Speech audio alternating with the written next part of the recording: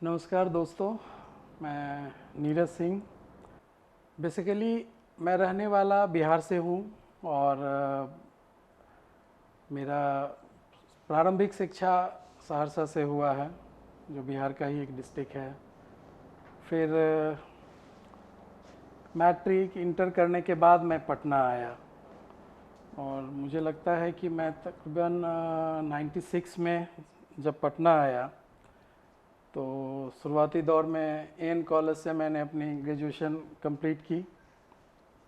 और उस दौरान एक हमेशा ऐसा लगता था कि एक कैरियर क्या लेके चलना चाहिए। बहुत कंफ्यूज थे अपने लाइफ को लेके कि क्या करें।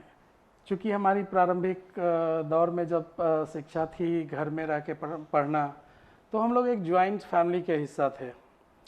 तो जॉइंट फैमिली में अक्सर ऐसा होता है कि क्या बैकग्राउंड से फैमिली में ज़्यादातर लोग हैं, तो निश्चित रूप से लोग उसको ऑप्ट करने का प्रयास करता है। बच्चे ये सोचते हैं कि घर में कोई शिक्षक हैं, कोई प्रोफेसर हैं, कोई डॉक्टर हैं, कोई इंजीनियर हैं, तो ज़्यादातर जो लोग रहते हैं उसमें ऑटोमेटिक सी बात है कि वो आ ही जाती है।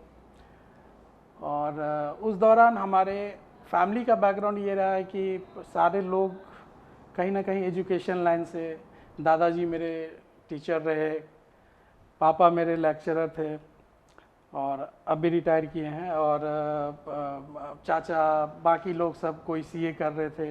मतलब हर किसी का एक एम्बिशन इस और था कि कोई एक लाइफ अच्छा हो, सिस्टमेटिक लाइफ हो, कि हम उस मुकाम को हासिल करें, पढ़ लिख के एक अच्छा इंसान बने बोल के लोग, ये हर कोई इसी इर्द गिर्द सबकी सोच रहती थी।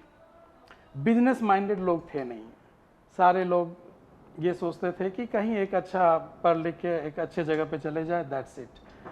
तो शायद मैं इस सोच से थोड़ा अलग हट के हमेशा ऐसा लगता था कि करें तो करें क्या। पढ़ाई हुआ ठीक है अपने जगह, बट एक मन कहीं ना कहीं दूसरे डायरेक्शन की तरफ हमेशा एग्रेसिवली रहता था। तो उस समय एक थोड़ी सी जो दिक्कत थी वो इस चीज़ की थी कि कोर्स तो कर सकते थे, अच्छे जगह अच्छे इंस्टीट्यूट से करते, लेकिन फाइनेंशियली इतने स्ट्रांग नहीं थे। तो दादाजी टीचर थे और पापा प्रोफेसर थे। तो अब उस ज़माने में प्रोफेसर मतलब इस हिसाब से सक्षम नहीं थे कि 30-35 लोगों के परिवार को चलाना है। जॉइंट फैमिली तब भी थे हम लोग, आज भी हैं, और 30-35 लोगों का परिवार है, चाचा बुआ सब साथ रहते हैं, आज भी साथ रहते हैं। तो उस समय एक लायबिलिटी थी उनके ऊपर, जिसमें हम लोग इतना सोच आता था कि कैसे उनको डिस्टर्ब करें कि नहीं आप मुझे इतना नहीं, इतना पैसा दो, मुझे ये कोर्स करना है, मुझे यहाँ रहना है। और पटना में रह के पढ़ाई करना, मेरे ख्याल से एक अच्छा खासा खर्च उस समय लगता था। 2000 की बात कर रहे हैं। तो 2000 में मैं यही देखा कि फिर कंप्यूटर का एक छोटा सा मतलब कहीं से भी एक नॉलेज लेके और एक साइबर कैफ़े खोलने का प्लान किया हमने। उस समय मेरे ख्याल से साइबर कैफ़े कम ही था पटना में। तो मैंने एक साइबर कैफ़े 2-4 कंप्यूटर के साथ किसी के साथ मिलके खोला था। तो चीज़ें चलने लगी। अब 2 पैसा इनकम हो तो जोश बढ़ता है, और बट वो मुकाम नहीं था। हमने तकरीबन 1 साल तक वो चलाया। फिर हम लोग क्या किए, उस दौरान वहाँ पे कुछ ना कुछ सीखते रहे, लाइक कैसे कंप्यूटर को असेंबल करते हैं। अब पार्ट्स ले आके उसको एक नया कंप्यूटर मतलब बना के और कम्प्लीटली मार्केट में। तो वो मतलब वो दौर ऐसा भी आया कि वहाँ पे हम लोग ने कुछ कंप्यूटर सेल आउट भी किया, असेंबल करके लोगों से ऑर्डर कलेक्ट करना, फिर उसको असेंबल करके उन तक पहुँचाना, उसका सर्विस देना। तो ये दायरा शायद मतलब ऐसे कह सकते कि ये ज़्यादा क्लिक किया। मुझे लगता है 1 साल में मैंने 100-150 कंप्यूटर इस तरह से ऑर्डर्स ले लेके असेंबल कर दिया। बट फिर प्रॉब्लम क्या आई कि अब किसी का फ़ोन आता था उस समय रात के 11 बजे कि मेरा सिस्टम नहीं चल रहा है, तो अब उसको सर्विस देने जाना पड़ता। अब कोई टीम का बड़ा मेंबर या कुछ बड़ा टीम वर्क था नहीं, सिर्फ 2 लोग मिलके हम लोग चलाते थे। तो हम ही को जाके उसको रिपेयर भी करना है या उसको सर्विस भी देना है। तो काफ़ी दिक्कत होती थी रात के 10 बजे, 11 बजे, 12 बजे। और उस समय पटना का माहौल ऐसा था कि प्रॉब्लम आती थी। तो फिर हुआ कि अब सोचे कि लेकिन ये कितना दिन चलेगा, धीरे धीरे वो मार्जिन भी उसकी कम होने लगी, इतने कंपटीशन बढ़ने लगे। तो फिर हमने उसको फिर वहाँ पे ड्रॉप किया, कैफ़े और ये असेंबलिंग का काम धीरे धीरे करके, जब एक साल का टेन्योर होता था कि हम आपको 1 साल तक फ्री सर्विस देते हैं। तो उस दौरान जब एक समय आया कि लगभग सारे लोगों का वारंटी और वो सब चीज़ें कमिटमेंट ख़त्म हो गई। तो तब जाके हमको, मुझे याद है कि मैं शायद फिर उसके बाद एक जॉब पकड़ा। अब क्या है कि लोग चलते कैसे हैं, एक सर्किल होता है, एक समाज। हम विश्वास रखते थे कि हर किसी को साथ में लेके, मतलब जो नए नए दोस्त बनाना, नए नए लोगों से मिलना, नए नए लोगों से कुछ सीखना, ये शुरुआती दौर से ही रहा। तो अच्छे खासे लोगों का साथ मिलता था, फ्रेंड सर्किल थे, सब थे। किसी ने सजेस्ट किया कि यार ये कितना दिन करोगे, सबसे अच्छा काम है कि कहीं जॉब पकड़ लो। तो मुझे फिर, चूँकि कंप्यूटर का एक अट्रैक्शन था, तो हमने एक कंप्यूटर इंस्टीट्यूट में ही उस समय एक जॉब पकड़ा था। जॉब का प्रोफाइल था बिजनेस एग्जीक्यूटिव, बट उसमें काम क्या था कि हमें स्टूडेंट को जाके कन्विंस करना रहता था कि आप भाई तुम ये कोर्स करो, तुम ये कोर्स करो, इसमें ये बेनिफिट है, इसमें ये बेहतर है, और जो वैसे इंक्वायरी करके उनके घर तक जाके उनको कन्वर्ट करके लाना रहता था। काम ये भी टफ था। तो बट अब क्या है नहीं, आदमी नया नया चीज़ करना चाहता है, आगे बढ़ना है, तो आपको कहीं रुकना भी नहीं चाहिए। इनफैक्ट जो नया चैलेंज मिलता है उसको एक्सेप्ट करना चाहिए।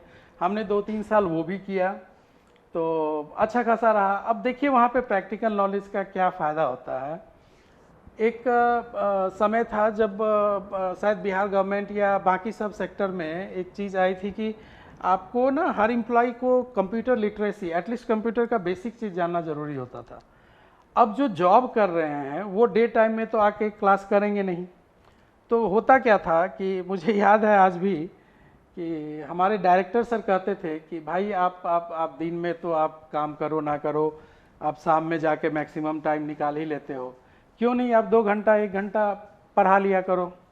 और उस दौरान काफ़ी सारे एम्प्लॉय आते थे, जबकि मेरे पास कोई कंप्यूटर का डिग्री नहीं था, लेकिन मतलब पढ़ाने के दौरान जो बेसिक चीज़ें बताते थे उसमें लोग इतने इम्प्रेस होते थे कि नहीं आप जिस हिसाब से बता रहे हो मुझे जल्दी समझ में आ रहा है। तो वो प्रैक्टिकल नॉलेज ही था कि हम उसको उसी हिसाब से, जिस तरह से हमने सीखा उस तरह से मैंने उनको बताया। काफ़ी लोगों से उस समय, कॉरपोरेट सेक्टर के, कुछ गवर्नमेंट सेक्टर के, काफ़ी लोग से जान पहचान और ये बढ़ता गया। फिर वहाँ से हमने ये सेक्टर ही चेंज किया, तब जाके हम आए एक एडवर्टाइजिंग एजेंसी में। और एडवर्टाइजिंग एजेंसी में मुझे लगता है मेरी पहली पोस्टिंग थी देवघर में, जहाँ मुझे 11 डिस्ट्रिक्ट देखना था।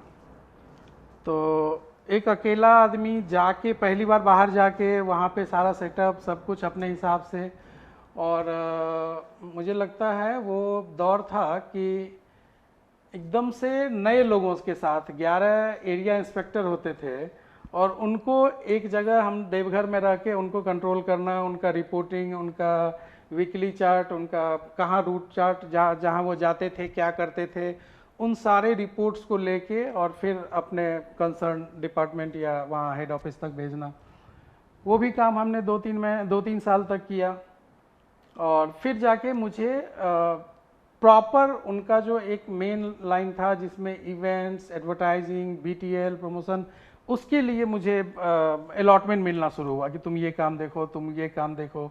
और क्या था कि ये इसलिए होता था कि हर काम को कहीं ना कहीं उस नज़रिए से लेके चले कि भाई इसी में मेरा करियर है, या इसको फोकस करेंगे, इससे कुछ सीखेंगे तो आगे बढ़ पाएंगे। ये एक बहुत बड़ी चीज़ थी कि मैंने हर चैलेंज को एक्सेप्ट किया। और जब आए वापस पटना शिफ्ट हो गए, फिर पटना मुझे ट्रांसफ़र करके बुला लिया गया, और यहाँ पे प्रॉपर इवेंट मैनेजमेंट और बीटीएल के काम देखना शुरू किए। अब जबकि मेरा कोई बैकग्राउंड नहीं था इवेंट से, फिर ये मेरे लिए नया चैलेंज था। लेकिन एक व्यवहार होता है, एक जो चीज़ क्या ज़रूरी होता है, कोई काम को सक्सेस करने के लिए, नया अगर कुछ आपको अलॉटमेंट आता है तो आप सबसे पहले देखेंगे कि काम है क्या, उसको करने के लिए क्या क्या चीज़ें लगेंगी, क्या क्या ज़रूरत है, और उसके बाद हम उसको कैसे करके दे रहे हैं, आउटपुट हमारा क्या रहेगा। फिर उसके बाद कुछ ना कुछ गाइडलाइन तो मिलता ही आपको सीनियर से, बाकी सपोर्ट जो कलीग हैं करते हैं। तो वहाँ से मेरा एक्चुअल करियर का शुरुआत हुआ। अब आप सोचो कि उस ज़माने में शौक अरमान तो हर लोगों का रहता है, खास करके जब आप छोटे टाउन से निकल के आते हैं जब बड़े टाउन में, तो आपको कहीं ना कहीं वहाँ के चकाचौंध आपको ज़रूर थोड़ा सा डाइवर्ट करता है कि काश मेरे पास भी बाइक हो, गाड़ी हो जाए तो बड़ी वाली गाड़ी हो, बड़ी गाड़ी हो जाए तो कुछ लोग और लग्जरी गाड़ी का ख्वाहिश रखते हैं। तो ये इस चीज़ को कहीं ना कहीं ख़त्म करके हमें जो मिला, 4,000 मिला, 5,000 मिला, 6,000 मिला, जो सैलरी मिलता था उस सैलरी को ही करके अपनी ज़रूरतों को केवल ध्यान में रख के काम करता गया। तो इसमें क्या था कि हर सेक्टर में कुछ ना कुछ एक्सपीरियंस मिला, हर सेक्टर के लोगों से एक मतलब व्यवहारिक रूप से रिलेशन बना, और कुछ अच्छे दोस्त के साथ मतलब वो भी एक गाइडेंस मिलता था, सपोर्ट मिलता था काम को करने के लिए। तो वहाँ पे मुझे लगता है कि 2006 से प्रॉपरली इवेंट में हम लोग इन्वॉल्व हुए, और उसी दौर में यहाँ पे काफ़ी बिहार में मतलब अच्छे खासे कंपनी का उस समय में टेलीकॉम इंडस्ट्री, सीमेंट इंडस्ट्री, ये सब ग्रो कर रहा था, या अपना अपना मतलब कहिए कि वो एस्टेब्लिश उसी समय से हुआ था। तो एक काफ़ी बड़ा मार्केट था और उसमें हम लोगों को चीज़ें निकालनी थी। तो सपोर्ट आया, कुछ सर्किल, कुछ पीछे का रिलेशन, तो अच्छा खासा रिस्पांस मिला उस जगह पे। फिर हमने पीछे नहीं देखा कि भाई कब वो सैलरी 3,000 से 30,000 हुआ, 40,000 हुआ, ये पता भी नहीं चला, क्योंकि काम में खुद को इतना इन्वॉल्व कर लिए थे कि ये सब सोचने का समय नहीं मिला कि अब आगे क्या, मतलब वो उसमें कहीं ना कहीं इंटरेस्ट लेवल मैच कर गया। तो जब इंटरेस्ट लेवल मैच कर जाए ना, तो उस काम को करने का एक अलग ही आनंद है, और उसका एक रिजल्ट भी पॉजिटिव आता है। तो करते ये सिलसिला चला, इसमें काफ़ी पूरा इंडिया घूमने का मौका मिला, हर जगह नए नए तरह का काम, हर दिन नए तरह का काम, सबके चैलेंज को लिया। और 2010 और 11 में जाके कुछ परिस्थिति ऐसी आई, सब स्मूथली चल रहा था, लेकिन कुछ ऐसी परिस्थिति आई कि फिर मुझे ये, और ख़ास करके दोस्तों का प्रेशर था, आई थिंक दोस्तों का प्रेशर था, और कुछ परिस्थिति ऐसी बनी थी जो शायद इस कैमरा के सामने कहना उचित नहीं है, कि मुझे लगा कि अब ये जर्नी कहाँ जाके रुकेगी, अब कुछ ना कुछ अपने लिए करना है, या मतलब ऐसे समझो कि सिर्फ मैं तो वहाँ पे सेटिस्फाइड था एक जॉब करके, लेकिन मेरे साथ के सर्किल, मेरे साथ के लोग, सबको उस लेवल पे या अपने साथ जोड़ना मुश्किल था वहाँ। तो हमने क्या किया, वहाँ से अपना एक अलग दिशा में सेम ट्रेड को लेके चला, एक कंपनी स्टेबल किया 2010 या 9 में, और वहाँ से अकेला, एक मैं और एक या दो लोग और थे उस समय, एज ए एम्प्लॉई मैंने उस काम को शुरू किया। और 2010 से मुझे याद है पहला साल हमने 10-20 लाख का कुछ काम अलॉट ऐसे ही हुआ था। उसके बाद हमने हर क्लाइंट को, जो पीछे जिनसे भी एक रिश्ता बना था, जिनके साथ काम किया था, उन सब के यहाँ जाके, सबके पास जाके मैं उसे क्या दिखाया, मैंने सिर्फ यही दिखाया कि मैं ईमानदारी से काम कर सकता हूँ, मेरे पास रिसोर्स है, और मैं आपके चीज़ों को प्रॉपरली ऑन ग्राउंड एग्जीक्यूट कर सकता हूँ।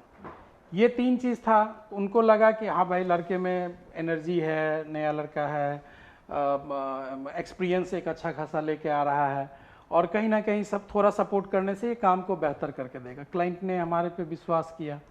अब वो कब 20 लाख से 1 करोड़ की बिलिंग हुई, 1 करोड़ से 2 करोड़, 2 करोड़ से 6 करोड़, 10 करोड़, 20 करोड़, ये पता नहीं चला। 15 साल के ये 11 से 23 यानी 10-11 साल 12 साल होने को आया है, ऐसा कोई साल नहीं था जो डबल के इंक्रीजमेंट में हम लोग ऊपर नहीं जा रहे थे। और जब हम गवर्नमेंट के इवेंट में आए, अब इवेंट एक ऐसा चीज़ है कि हर तरह का, उसमें कोई मेरे ख्याल से उसका कोई लिमिटेशन नहीं होता। एक सोशल इवेंट भी हो सकता है, आप गवर्नमेंट का इवेंट भी करते हैं, किसी कंपनी के लिए प्रोडक्ट डेमोस्ट्रेशन, प्रोडक्ट लॉन्च, ये भी एक इवेंट है। अब सोचो कि मैंने वहाँ पे एक कहते हैं ना कि लोग चलते हैं तो लोग जुड़ते जाते हैं, कारवां बड़ा होता जाता है, निकलता जाता है। हमने शुरुआत दौर पटना से ही किया था, पटना से दिल्ली ऑफिस को बढ़ाने का नौबत आया, वहाँ से लखनऊ एक्सटेंड किया, वहाँ से गुजरात किया, गुजरात से राजस्थान किया, राजस्थान से भुवनेश्वर किया, झारखंड किया। मतलब 8-10 स्टेट में हम लोग इतना जल्दी ग्रो करके गए। रीजन एक ही था कि काम को प्रॉपर डिलीवर करते थे। जो मतलब क्लाइंट का एक्सपेक्टेशन था उसको 100% फुलफिल करने के लिए जो कुछ भी करना पड़ता था उस चीज़ को ध्यान में रखते थे। और हमने पॉलिटिकल कैंपेन किया, सोशल कैंपेन किया, लाइव ये जो शोज होते हैं चैरिटी शो, वो उस तरह का। मतलब बिहार में पहली बार हमें लगता है कि 2005 के दौर की बात है, 2005 या 6 में जगजीत सिंह को हम लोग बुलाए थे। तो एक ऐसा चैलेंज था कि लोग मतलब इवन पेपर तक में, न्यूज़पेपर तक में आ गया कि जगजीत सिंह का आना मतलब संदिग्ध है। लोग ऐसे ही बस कुछ छोटे मोटे टीआरपी के लिए या इसके लिए कर रहे हैं। लेकिन जब तक जगजीत सिंह यहाँ आए नहीं, हम लोग तो एज ए चैलेंज लिए थे कि इतने दिनों से बिहार में इस तरह का शो होना कोई सोच भी नहीं सकता था उस समय में। तो हमने उनका लाइव गज़ल कॉन्सर्ट किया था और एसकेएम पटना में ही। और लोग उसका टिकट लेने के लिए रांची से, झारखंड से, रायपुर से आके ले गए थे। तो एक होता है कि आप जिस चीज़ को ठानते हैं उसको अगर आप प्रॉपरली करते हैं तो उसका रिजल्ट पॉजिटिव वे में होता है। तो चीज़ें बढ़ती गई। अब ऐसा भी आया कि लोग, ठीक है हम पढ़ लिख के डीएम और सीएम नहीं बन पाए, लेकिन एक समय आया कि आज के डेट में महोत्सव होता है तो कहीं ना कहीं हर जिले के डीएम के साथ बैठना, डिस्कस करना, इवेंट के बारे में समझना, कभी इस डीएम से, कभी उस डीएम से, एसपी से, CM event, PM event, president event. तो ऐसा लगता था कि ये फील्ड सही है, मतलब अच्छा है, इसमें तो खुद नहीं बन पाए लेकिन रोज़ मिलना जुलना उन्हीं से लगा रहता है। इलेक्शन कैंपेन करते हैं तो सीएम हाउस में वार रूम के लिए जगह दिया जाता है, जहां हम लोग जाके उनके पूरे एक्टिविटी और पूरे इवेंट्स और पूरे इसको प्लान करके एग्जीक्यूट करते हैं। तो एक अच्छा स्ट्रगल और मतलब मज़ा भी आता है काम करने में, और प्रॉपर रिजल्ट मिले तो थोड़ा एक अंदर खुशी भी होती है कि हाँ हमने अचीव किया उस चीज़ को। बट इसके पीछे का एक जो दूसरा कहानी है, अपने लाइफ के दौरान जब चीज़ें सब स्मूथ चल रही थी तो उस दौरान एक बार ऐसा लगा कि शायद जब इतना अच्छे तरीके से चीज़ों को आगे बढ़ा रहे हैं और इतना सही दिशा में, मतलब ऐसा लग रहा था कि हमने उस चीज़ को अचीव कर लिया जो एक आदमी का अपने मकसद या अपने करियर के प्रति आगे बढ़ने का एक रास्ता होता है। तो उस दौरान एक ऐसा मोड़ भी आया जब लगा सारा कुछ खत्म, सब खत्म, अब पता नहीं अब क्या करेंगे लाइफ में, अब क्या होगा। वो दौर था कि जब मतलब आज से 10 साल पहले अगर आप बात करो और ऐसा हो कि एक 2-4-5 लाख का कमाने वाला आदमी साल का, और उसको अगर 30-35-40 लाख का झटका लग जाए, झटका इन द सेंस कि आपके ऊपर लायबिलिटी आ जाए या आपके ऊपर आपको देना हो किसी को, या ऐसा कह लें कि आपको खर्च करना है, वो खर्च ज़रूरी है, निहायत ही ज़रूरी है करना, क्योंकि आपने कुछ काम किया है और वो पैसा मुझे मिला नहीं क्लाइंट से, एक्चुअल में ये काम मिला था मुझे। और उस काम को करने के बाद जब 100% हमने काम डिलीवर करके दे दिया, और उस जस्ट लाइक मेरे साथ ही वो एक जालसाजी का शिकार हुए हम कि काम तो हमने कर दिया बट उसका पेमेंट हमें नहीं मिला। और ये उस ज़माने का मतलब झटका 35-40 लाख का मेरे ऊपर ऐसा आया कि थोड़ा देर के लिए लगा कि अब मैं उठ नहीं पाऊँ, क्योंकि वो शुरुआत था हमारा, हमने उस साल 20 लाख 25 लाख का काम ही किया था। तो एक 10% 5% के मार्जिन पे काम करने वाले लोग को अगर एक साथ उतना बड़ा झटका लग जाए, तो वहाँ पे हमारा काम आया रिलेशन, हमारा व्यवहार, हमारा रिलेशन अपने एसोसिएट, अपने वेंडर के साथ, जिन्होंने फेथ किया कि नहीं इसके साथ अगर प्रॉब्लम हुआ है, इनके साथ अगर चीट हुआ है, लोगों ने ये क्लाइंट ने ऐसा किया, तो कहीं ना कहीं ये अगर अभी हम सपोर्ट नहीं करेंगे तो ये शायद यहाँ से लड़खड़ा जाए। और यही मेरा एक बड़ा अचीवमेंट था, यही मेरा एक बड़ा मतलब बोलिए कि जो हमारे साथ में काम करने वाले लोग थे उन्होंने उस चीज़ को सपोर्ट के तरीके मुझे बहुत सहारा दिया कि ठीक है अभी हमारे 35 लाख एक आदमी का गया, लेकिन अगर 10 लोग हम आपके साथ काम करने वाले हैं तो वो एक आदमी का झटका 3-3 लाख रुपए का होगा। तो उस दौरान मुझे वो सपोर्ट मिला और फिर मैंने उस गलती से सीख लेके कि नहीं अब आगे ये चीज़ नहीं करना है। तो जो भी गलतियां हुई जिस वजह से मैंने वर्क ऑर्डर नहीं लिया, मैंने पहले से उसे कमिटमेंट नहीं कराया, मेल नहीं लिया, तो ये चीज़ों को सीखते हुए फिर मैंने उसी काम को आगे बढ़ा के उसी फील्ड में अपने आप को ले गया।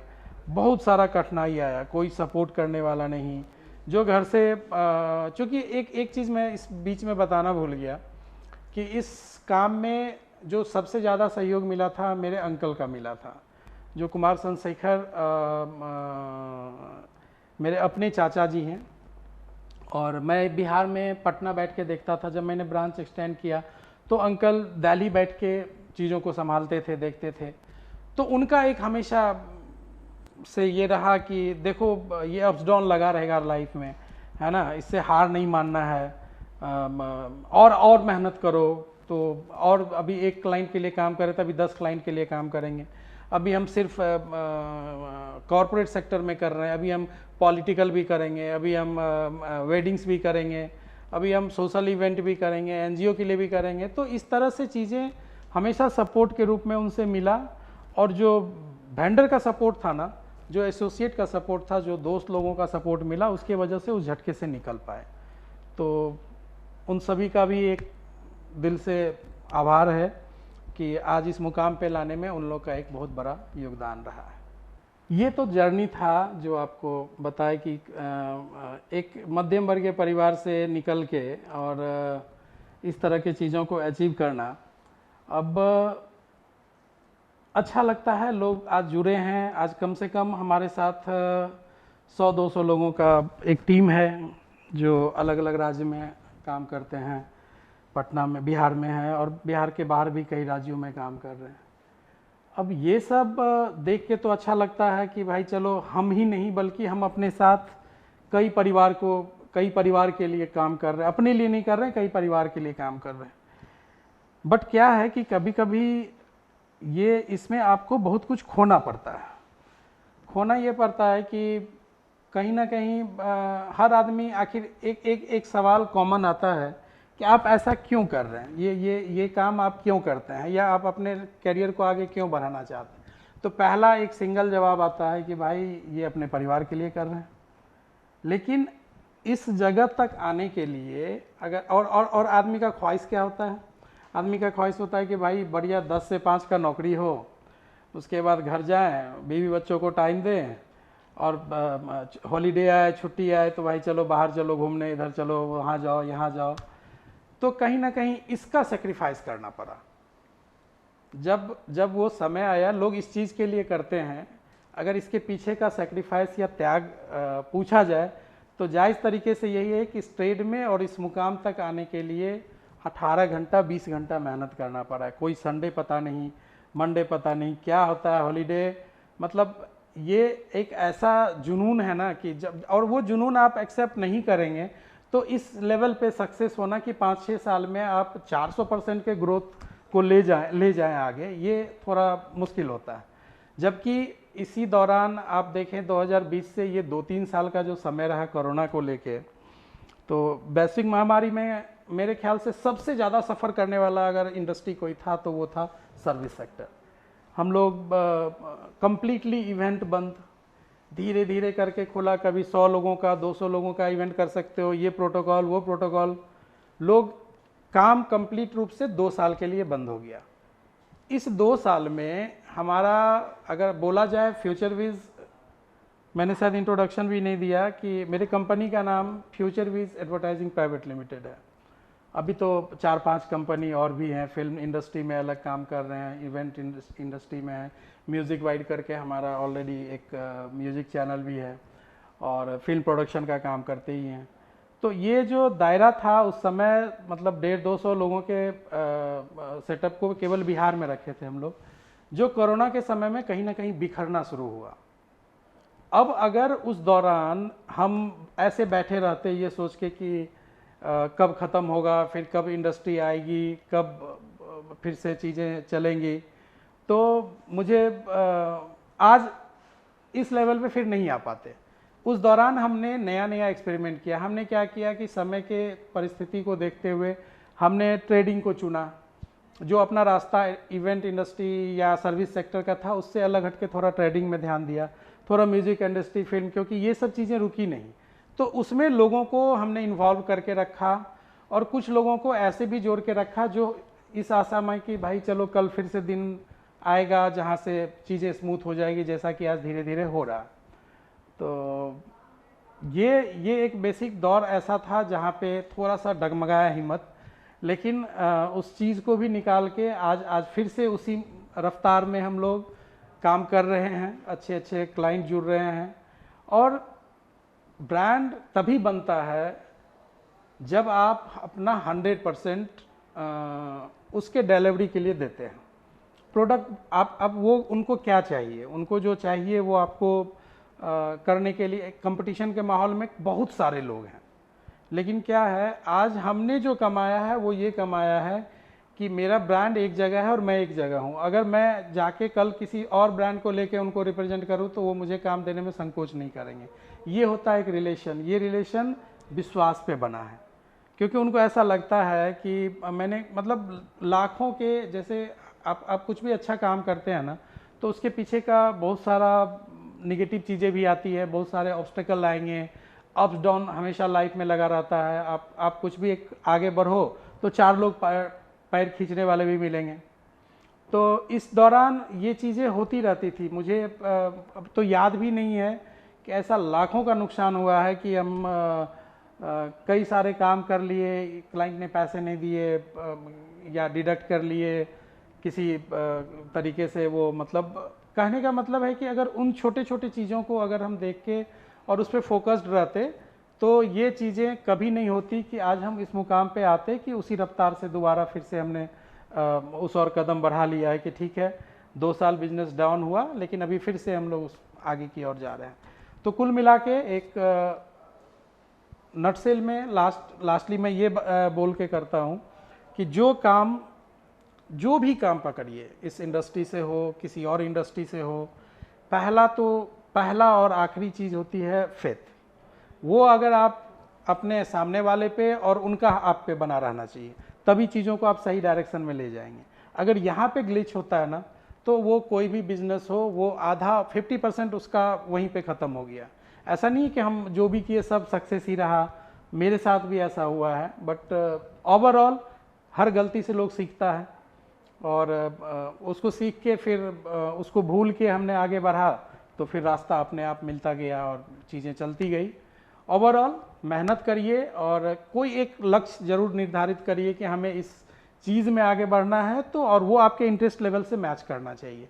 वो बिजनेस हो या वो कोई भी इंडस्ट्री हो, कुछ भी हो, उसमें आपको सफलता मिलेगा ही मिलेगा। जिंदगी बाइट्स को एक की तरफ से आप लोगों को एक संदेश है मेरी तरफ से। बहुत बहुत धन्यवाद और आप हमेशा आगे बढ़ें, हंसते रहें, मुस्कुराते रहें। Thank you.